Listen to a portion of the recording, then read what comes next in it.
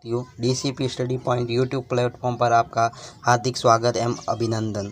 आज हम इस वीडियो में पढ़ने वाले हैं आरबीएससी की 9th क्लास कंप्यूटर साइंस यानी इंफॉर्मेशन टेक्नोलॉजी की बुक के पहले चैप्टर के महत्वपूर्ण बिंदु के बारे में। हम एक एक करके सभी टॉपिक के महत्वपूर्ण बिंदु को पढ़ेंगे, तो वीडियो को पूरा देखें, चैनल को लाइक शेयर एंड सब्सक्राइब करें। तो शुरू करते हैं। क्या है पहला बिंदु? आज जीवन का कोई ऐसा क्षेत्र नहीं है जिसमें कंप्यूटर का उपयोग नहीं किया जा रहा है। ठीक है। दूसरा है कंप्यूटर अंग्रेजी के कंप्यूट शब्द से बना है जिसका अर्थ है गणना करना। इम्पोर्टेंट। क्या है ये इम्पोर्टेंट? क्यों? क्योंकि कंप्यूटर का अंग्रेजी के कंप्यूटर शब्द से बना है जिसका अर्थ क्या है? गणना करना। तीसरा पॉइंट है कंप्यूटर एक स्वचालित इलेक्ट्रॉनिक मशीन है, यानी इलेक्ट्रॉनिक ऑटोमेटिक मशीन है जिसमें हम अपरिष्कृत आंकड़े देकर यानी डाटा देकर प्रोग्राम के नियंत्रण द्वारा इसे अर्थपूर्ण सूचनाओं में परिवर्तन कर सकते हैं। यानी कि हम इंस्ट्रक्शन देते हैं कंप्यूटर को और कंप्यूटर हमें प्रोसेस करके जो आउटपुट प्रदान करता है उसे क्या कहते हैं? इन्फॉर्मेशन। चौथा पॉइंट है कंप्यूटर के प्रमुख उपयोग। मौसम संबंधित अनुसंधान, मौसम का पूर्वानुमान, अंतरिक्ष संबंधित अनुसंधान, संचार, सूचनाओं का प्रसारण, ई कॉमर्स, पुस्तक प्रकाशन, मुद्रण, शिक्षा, अभियांत्रिकी, चिकित्सा, मनोरंजन, शोध कार्यों के अनुप्रयोगों आदि में उपयोग किया जाता है। पांचवा पॉइंट इम्पोर्टेंट है एग्जाम की दृष्टि से, मोस्ट इम्पोर्टेंट। क्या है इसके अंदर? मोस्ट इम्पोर्टेंट है क्योंकि कंप्यूटर की विशेषता। तो कंप्यूटर की क्या विशेषता है? कंप्यूटर की प्रमुख विशेषता क्या है? पहला है गति। कंप्यूटर अपनी गति के लिए जाना जाता है कार्य करने। एक्यूरेसी शुद्धता, कैपेसिटी सक्षमता, स्टोरेज स्मरण शक्ति और व्यापक उपयोगिता और स्वचालन, यानी कोई कार्य टास्क देने के बाद वह ऑटोमेटिकली उसे परफॉर्म करता है। छठा पॉइंट है कंप्यूटर की सीमाएं क्या है? सोचने समझने का अभाव, बुद्धि का अभाव और कंप्यूटर वायरसों का खतरा। सातवां महत्वपूर्ण पॉइंट है सूचना प्रौद्योगिकी के युग में कंप्यूटर के बिना जीवन की कल्पना करना असंभव है। आठवां पॉइंट है कंप्यूटर तंत्र के प्रमुख भाग। तो कंप्यूटर तंत्र के प्रमुख भाग कौन से हैं? सिस्टम यूनिट, इनपुट यूनिट और आउटपुट यूनिट। नवा है सेंट्रल प्रोसेसिंग यूनिट यानी सीपीयू। क्या है? यह कंप्यूटर का दिमाग होता है और इसका मुख्य कार्य प्रोग्रामों को क्रियान्वित करना है। 10वां पॉइंट है एएलयू। एएलयू का पूरा नाम अर्थमेटिक लॉजिक यूनिट, और यह यूनिट अंक गणितीय और तार्किक क्रियाएं करने का कार्य करता है। 11वां इंपॉर्टेंट पॉइंट है अनुप्रयोग के आधार पर कंप्यूटर 3 प्रकार के होते हैं: एनालॉग कंप्यूटर, डिजिटल कंप्यूटर और हाइब्रिड कंप्यूटर। 12वां पॉइंट है आकार के आधार पर कंप्यूटर 4 प्रकार के होते हैं: micro computer, mini computer, mainframe computer और सुपर कंप्यूटर। 13वां पॉइंट है परम सुपर कंप्यूटर के बारे में। क्या है? परम पूरी तरह से भारत में विकसित किया गया विलक्षण गुणों और अद्वितीय क्षमता वाला बहुउपयोगी सुपर कंप्यूटर है। 14 पॉइंट है मेमोरी के बारे में। तो क्या है मेमोरी? मेमोरी को मुख्यतः 2 भागों में बांटा जाता है: मुख्य मेमोरी और बाह्य मेमोरी, यानी primary memory and secondary memory. और मुख्य मेमोरी को भी 2 भागों में बांटा जाता है: अस्थायी मेमोरी यानी रैम और स्थायी मेमोरी यानी रोम। अस्थायी मेमोरी रैम का मतलब इलेक्ट्रिसिटी बंद होते ही सारा डाटा नष्ट हो जाता है। बीट 17वां बीट के बारे में दिया है। तो मेमोरी की सबसे छोटी इकाई कौन सी होती है? बीट। और बाइनरी अंक प्रणाली में इसका मान क्या होता है? 0 अथवा 1।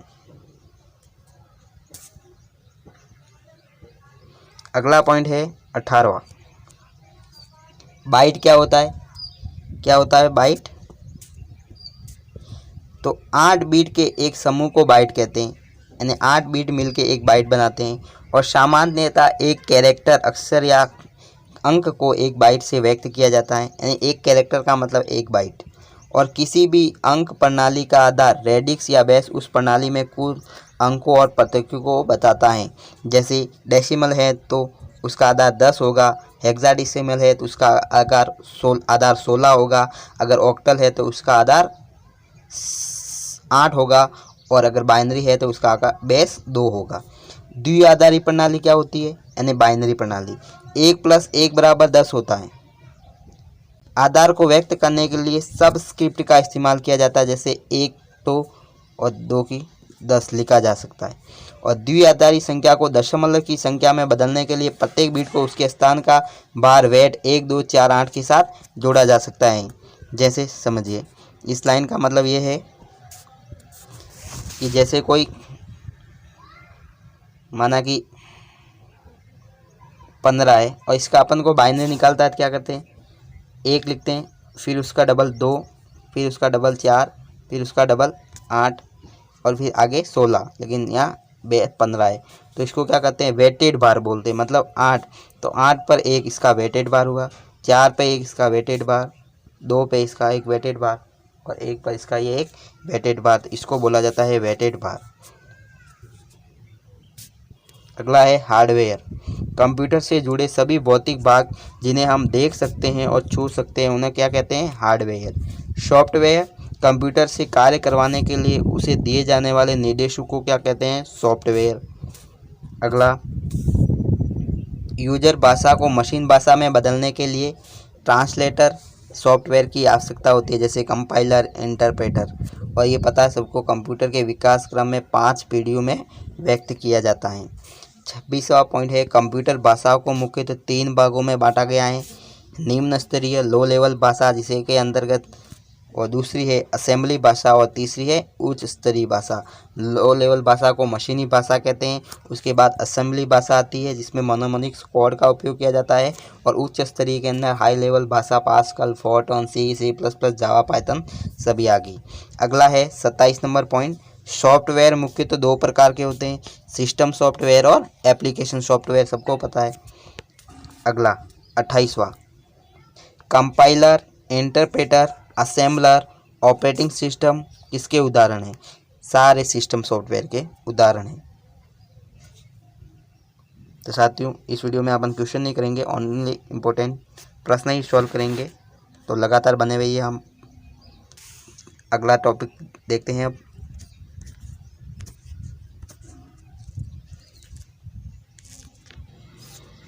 तो अब अगले सेकंड यूनिट के क्वेश्चन देखते हैं। महत्वपूर्ण पॉइंट, इनपुट युक्तियाँ यानी इनपुट डिवाइस की सहायता से उपयोगकर्ता यूजर द्वारा कंप्यूटर में आंकड़े, सूचनाएं और निर्देश डाले जाते हैं। कीबोर्ड एक सर्वाधिक प्रयुक्त होने वाला महत्वपूर्ण इनपुट उपकरण है।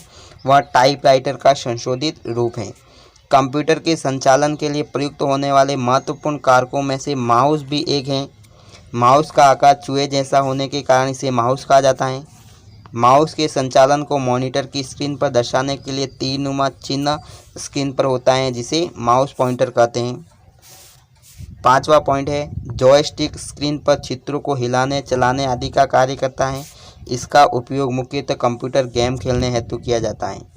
लाइट पेन स्क्रीन पर सीधे लिखने का कार्य करता है और इसका उपयोग ग्राफिक्स बनाने के लिए कार्यों में किया जाता है। 7वां पॉइंट है, आउटपुट डिवाइस वे साधन हैं जिनकी सहायता से कंप्यूटर उपयोगकर्ताओं यूजर से प्राप्त आंकड़ों, सूचनाओं, निर्देशों आदि के परिणाम प्रक्रिया के पश्चात उपयोगकर्ताओं को प्रस्तुत करता है। अगला है 8वां पॉइंट, मॉनिटर 2 प्रकार के होते हैं, CRD मॉनिटर और FPD मॉनिटर। प्रिंटर्स को मुख्यतः 2 भागों में बांटा गया है, impact printer, non impact printer. Impact printer 2 उदाहरण हैं, डॉट मैट्रिक्स प्रिंटर, डेजीव्हील प्रिंटर, चैन प्रिंटर, बैंड प्रिंटर और ड्रम प्रिंटर। 11वां पॉइंट है, नॉन इम्पैक्ट प्रिंटर के मुख्य उदाहरण तापी प्रिंटर, इंकजेट प्रिंटर और लेजर प्रिंटर। 12वां पॉइंट है, डाटा, सूचना, प्रोग्राम आदि को तात्कालिक एवं भविष्य में उपयोग हेतु संग्रहित करके रखा जाता है। 13वां पॉइंट है, मेमोरी प्राथमिक संग्रहण युक्ति है। 14वां पॉइंट है, चुंबकीय टेप, चुंबकीय disk, hard disk, floppy disk, CD ROM द्वितीयक संग्रहण युक्तियाँ हैं।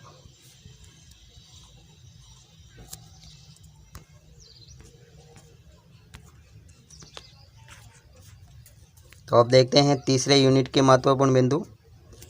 पहला बिंदु है किसी कंप्यूटर का भरपूर उपयोग तभी संभव है जबकि वह अन्य कंप्यूटरों से जुड़ा हो और एक दूसरे से कंप्यूटर दूसरे कंप्यूटर तक सूचनाओं तथा डाटा के आदान प्रदान को क्या कहा जाता है? डाटा कम्युनिकेशन करना। तीसरा पॉइंट है परंपरागत साधनों से सूचनाओं के आदान प्रदान में काफ़ी समय लगता है और इसकी कीमत में निरंतर बढ़ती जा रही है, जबकि कंप्यूटर की मदद से कम्युनिकेशन अति तीव्र गति से होता है तथा लागत भी बहुत कम आती है। चौथा पॉइंट है सेंडर और रिसीवर के बीच डाटा संचरण के लिए किसी भौतिक माध्यम यानी फिजिकल मीडियम का होना आवश्यक है और इस माध्यम को प्रेषण माध्यम यानी ट्रांसमिशन मीडियम तथा कम्युनिकेशन चैनल कहा जाता है। मुख्यतः प्रेषित माध्यमों को सामान्य दो भागों में बांटा जा सकता है, तार वाले माध्यम और बेतार वाले माध्यम यानी वायरलेस और वायर्ड माध्यम। छठा पॉइंट है तार वाले प्रेषक माध्यमों में twisted pair cable, coaxial cable, optical fibre cable प्रमुख हैं। सातवां पॉइंट है बिना तार वाले प्रेषक माध्यमों में रेडियो तरंगे, माइक्रोवेव उपकरण संचार, इंफ्रारेड किरणें, वाईफाई, ब्लूटूथ आदि प्रमुख हैं। आठवां है डाटा संचरण के लिए सामान्यतः विद्युत संकेत काम में लिए जाते हैं जिन्हें इलेक्ट्रिक सिग्नल कहते हैं। दो प्रकार के होते हैं, एनालॉग और डिजिटल। नौवां पॉइंट है डाटा संचरण के लिए जब कई स्वतंत्र कंप्यूटरों को किसी माध्यम में एक साथ जोड़ा जाता है तो व्यवस्था क्या कहलाती है? Computer network. और कंप्यूटर नेटवर्क के मुख्य उद्देश्य साधनों को मिलाकर काम में लेना और संचार साधनों के रूप में उपयोग करना। कंप्यूटर के मुख्य तीन श्रेणियां हैं, लैन, मैन और वैन। Local area network, wide area network और मेट्रोपॉलिटन एरिया नेटवर्क। 12वां पॉइंट है किसी नेटवर्क के नोड को परस्पर जोड़ने के तरीकों को क्या कहा जाता है? टोपोलॉजी।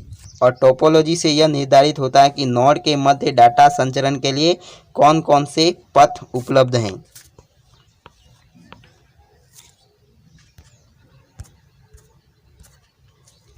अगला लेसन के महत्वपूर्ण बिंदु पढ़ते हैं। इंटरनेट कंप्यूटरों का एक विशाल नेटवर्क है जो विश्व भर में फैले छोटे बड़े कंप्यूटरों को आपस में जोड़ता है। इंटरनेट को नेटवर्कों का नेटवर्क कहा जाता है क्योंकि विश्व के लगभग सभी नेटवर्क इंटरनेट के माध्यम से परस्पर जुड़े हुए हैं और इंटरनेट विश्व का सबसे बड़ा और लोकप्रिय नेटवर्क है। चौथा पॉइंट है इंटरनेट दुनिया भर में सूचना और डाटा के आदान प्रदान की क्षमता रखता है। इसकी लोकप्रियता का रहस्य इसकी सरलता है। इसका कोई स्वामी नहीं है जो इसे चलाता हो। इसमें सभी जानकारियाँ इंटरनेट सर्वर के माध्यम से आती हैं। पांचवा है इंटरनेट चलने के लिए कुछ नियम तय किए जाते हैं, उन्हें क्या कहते हैं? प्रोटोकॉल, जिसमें IPv4 IPv6 प्रोटोकॉल आता है। छठा पॉइंट है इंटरनेट में इस्तेमाल होने वाले दो मानक इंटरनेट प्रोटोकॉल, पहला है ट्रांसमिशन कंट्रोल प्रोटोकॉल यानी TCP और दूसरा है IP इंटरनेट प्रोटोकॉल। सातवां इम्पोर्टेंट पॉइंट एग्ज़ाम की दृष्टि से 1969 में अमेरिका रक्षा विभाग ने अपने साथ कैलिफोर्निया विश्वविद्यालय तथा स्टैनफोर्ड अनुसंधान संस्थान को नेटवर्क द्वारा जोड़कर इंटरनेट की शुरुआत की और इसी नेटवर्क को ARPANET यानी advance research project agency network नाम दिया गया, जो पहला नेटवर्क था। आठवां पॉइंट है 1989 में ब्रिटिश वैज्ञानिक टिम बर्नर्स-ली ने इंटरनेट पर संचार को सरल बनाने के लिए वर्ल्ड वाइड वेब WWW का आविष्कार किया। अगला पॉइंट है इंटरनेट से जुड़ने के लिए हमें इंटरनेट सेवा प्रदाता इंटरनेट सर्विस प्रोवाइडर ISP की सहायता लेनी होती है। एक ISP इंटरनेट सेवा प्रदाता वह कंपनी है जो आपको इंटरनेट व अन्य वेब सेवाओं तक पहुंच देती है। 10वां पॉइंट है उपयोगकर्ताओं को इंटरनेट सेवा लेने के लिए सामान्यतः दो प्रकार के कनेक्शन मिलते हैं। पहला कनेक्शन है डायल अप कनेक्शन और दूसरा है डायरेक्ट कनेक्शन। 11वां पॉइंट है वर्ल्ड वाइड वेब एक प्रकार का डाटाबेस है जो पूरे विश्व में फैला हुआ है। 12वां point world wide web protocol के साधारण समूह पर आधारित एक ऐसी इंटरनेट सेवा जो किसी विशेष रूप से समानुरूप सर्वर कंप्यूटर को इंटरनेट के द्वारा दस्तावेजों को एक मानक तरीके से भेजता है। 13वां पॉइंट है, ब्राउज़र कंप्यूटर का एक प्रकार का सॉफ्टवेयर है जो उपयोगकर्ताओं को इंटरनेट तक पहुंचने देता है। 14, ब्राउज़र को web client internet navigation tool के नाम से भी जाना जाता है। 15वां पॉइंट है, वह कंप्यूटर जो वेब पेजों निर्देशिका यानी डायरेक्टरी एवं फाइलों के रूप में रखता है एवं फाइल को पढ़ने के लिए देता है उसे सर्वर कहलाता है। 16वां पॉइंट, वेब प्रोटोकॉल एक नियम तथा कुछ निश्चित नियमों का समूह होता है जो विभिन्न भागों के बीच कम्युनिकेशन का वातावरण प्रदान करता है। 17वां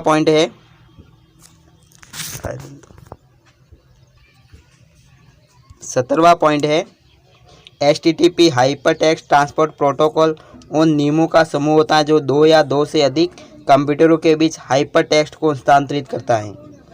जो लैंग्वेज वेब पेजों को विकसित करने बनाने में काम आती है उन्हें हाइपरटेक्स्ट मार्कअप लैंग्वेज HTML कहलाती है। 19वां पॉइंट, वेबसाइट को वर्ल्ड वाइड वेब से संग्रहित किया जाता है या संबंधित संग्रह कहा जाता है और वेब पेज किसी वेबसाइट का सबसेट होता है। और डोमेन पद्धति का विकास किसी कंप्यूटर को इंटरनेट पर नाम देने के लिए किया जाता है जिससे वह उसे आसानी से याद रखा जा सकता है और ढूंढने में भी आसानी होती है। DNS domain name system Facebook web के लिए फ़ोन बुक की तरह है, मोस्ट इम्पोर्टेंट। ऐसे कंप्यूटर प्रोग्राम सर्च इंजन कहलाते हैं जो किसी कंप्यूटर सिस्टम पर भंडारित सूचनाओं में से वांछित सूचना को ढूंढ निकालते हैं। अंतिम पॉइंट है 24वां, इंटरनेट संबंधित इंटरनेट पर व्यक्तियाँ ईमेल इंटरनेट पर व्यक्तियों तथा कंप्यूटरों के बीच संदेशों, सूचनाओं और दस्तावेजों के आदान प्रदान करने हेतु कार्य करती है।